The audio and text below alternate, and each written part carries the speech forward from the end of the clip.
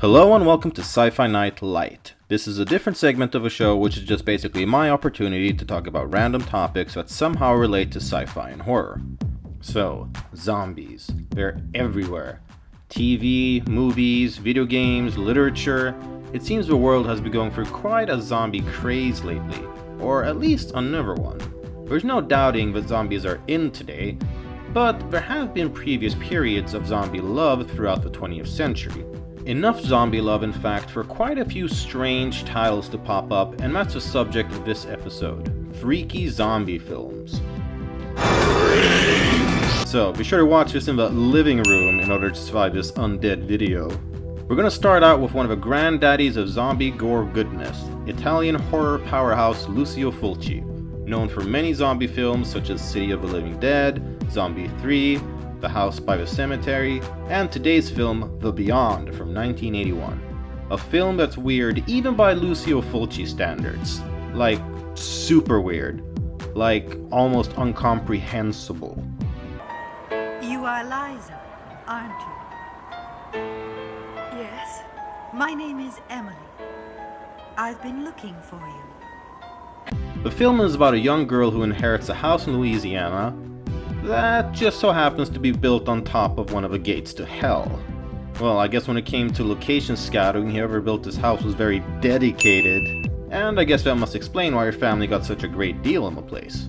She accidentally opens the gate to hell, and after that the plot is pretty hard to follow. I mean, it's almost just like a series of scenes and images loosely related by a crazy plot that isn't all that clear. Also, the film has the worst possible soundtrack imaginable. It's fucking terrible. I'm not kidding. At first I thought there was something wrong with my DVD simply because the music that plays during some parts is just atrociously out of place.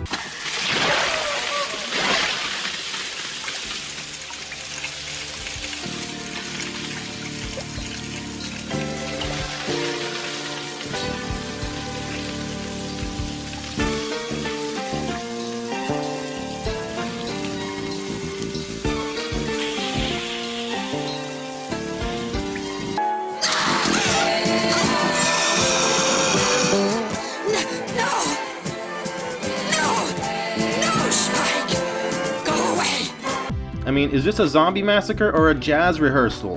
The reason the film is so incomprehensible is because, well, Lucio Fulci wanted to make the film that way, plain and simple.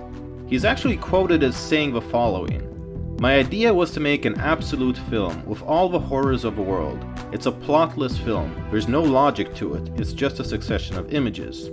Plotless and lack of logic indeed. With all that said, it's hard to say it's a bad film because you're still very engaged in it for the sheer purpose of trying to understand what the hell is happening. And even so, after seeing the film more than once, I'm still not really sure what's going on in a lot of the parts. I couldn't do that if I wanted to. Check it out if you're interested in one of the most surreal zombie films ever made. Oh, that, and if you like eye gouging. Lots and lots of eye gouging. Like, Fulci must get off an eye trauma or something. Either way, you might need your own and somebody else's brains to understand this one. The term rom-com is short for romantic comedies. Zom-com-rom is a term that the makers of the excellent Shaun of the Dead invented to make it stand out even more than it did. And obviously it stands for a romantic comedy with zombies in it. After the success of a British film, many other zombie comedies started popping up, including Warm Bodies from 2013.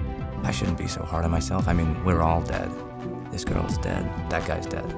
That guy in the corner is definitely dead.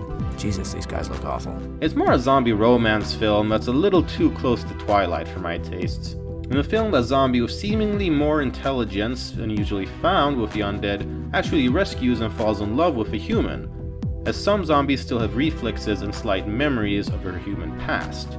Society separates these two young lovers, and the threat of I guess, different kind of zombie called bonies may be able to unite zombies and humans. So there's actually some interesting stuff going on in this film, but it all gets pretty cheesy and not at all bloody enough for my tastes. But then again, I'm not a big fan of romance films, so what do I know? How about a zombie mockumentary?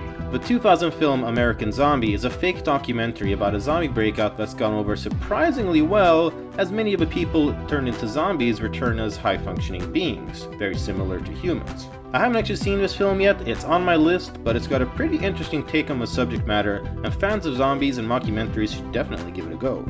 Are there flesh-eating zombies? Well, let me ask you this, are there flesh-eating humans? Okay, we're about to get even weirder and slightly more controversial: zombie kids. Kathy, who do you think did this to my hand? Jenny! No. It was Jenny! No! So I guess this is a zombie film with real guts. The 1980 film The Children is about a school bus full of kids that drives through a cloud of radioactive gas that turns them into zombies, I guess, but I'm not sure, and they can dissolve people by hugging them. Yeah, I'm not making this up, this is for real, like this is an actual movie. I'm surprised it still exists though, because the quality of film is terrible and it looks like it was filmed using a 1970s potato. Hey, look, those fat asses got no idea what's going on. So we're gonna finish off with another film that mixes brains with heart. Zombie Honeymoon from 2004.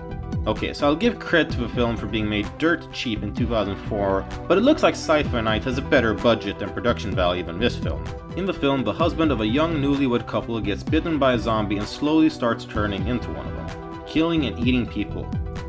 Something his wife doesn't really seem to have a problem with. Well, gee figures, girls always go for the bad boys with no brains. So that does it for this episode on freaky zombie flicks. But there are just so damn many, like I didn't have enough time to cover all of them. So we probably need to do another episode on this. Until then, what's your favorite weird zombie movie?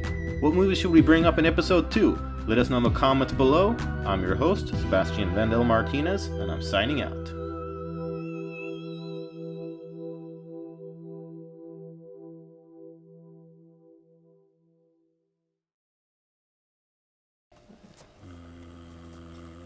By best friend, I mean we occasionally grunt and stare awkwardly at each other.